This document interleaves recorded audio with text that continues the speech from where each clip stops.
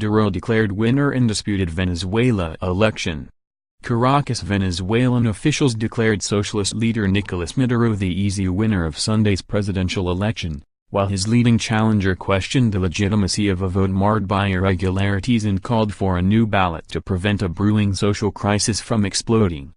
The National Election Council announced that with almost 93% of polling stations reporting, Maduro won nearly 68% of the votes, beating nearest challenger Henri Falcon by more than 40 points.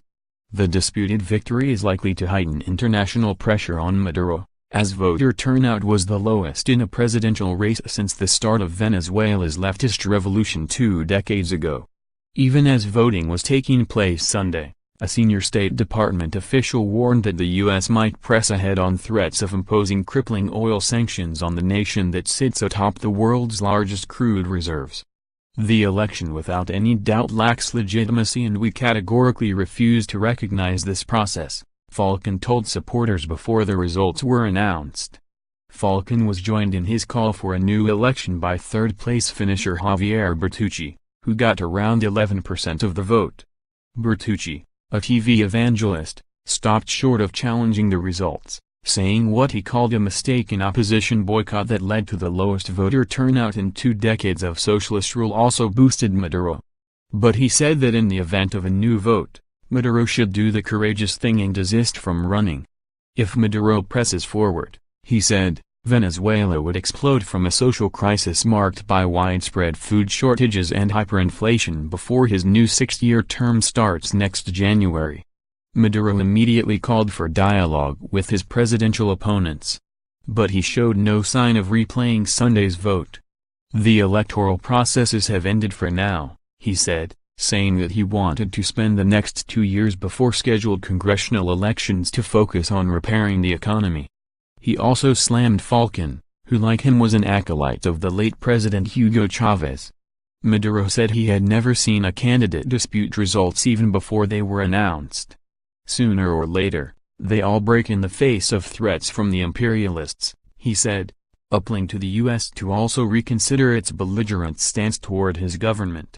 Both of Maduro's opponents accused electoral authorities of turning a blind eye to a slew of blatant violations, including the establishment of red tents just steps away from voting centers where ruling party activists scanned on cell phones government-issued fatherland cards.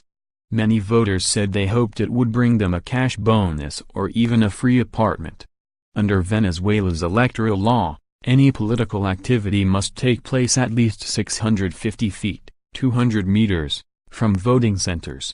National Electoral Council President Tibaise Lucena acknowledged a handful of complaints, but insisted they were minor compared to past elections. Falcon said his campaign found red points at 86% of polling sites nationwide. He called them a pressure mechanism, an element of political and social blackmail directed at the poor.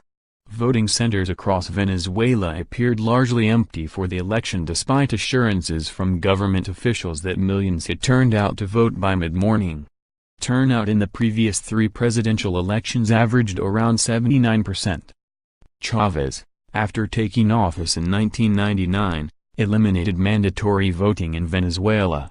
Opposition leaders said the lifeless voting centers were evidence that Venezuelans heeded their call to abstain from voting in an election they contended was certain to be rigged in favor of Maduro's socialist policies. Opinion polls say the overwhelming majority of Venezuelans distrust the Electoral Council.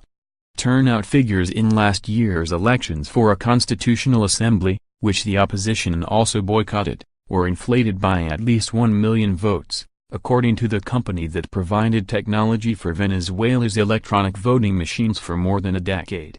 Both Maduro and the 2 anti-government presidential candidates who broke with the opposition's push to boycott the election had urged voters to go to the polls.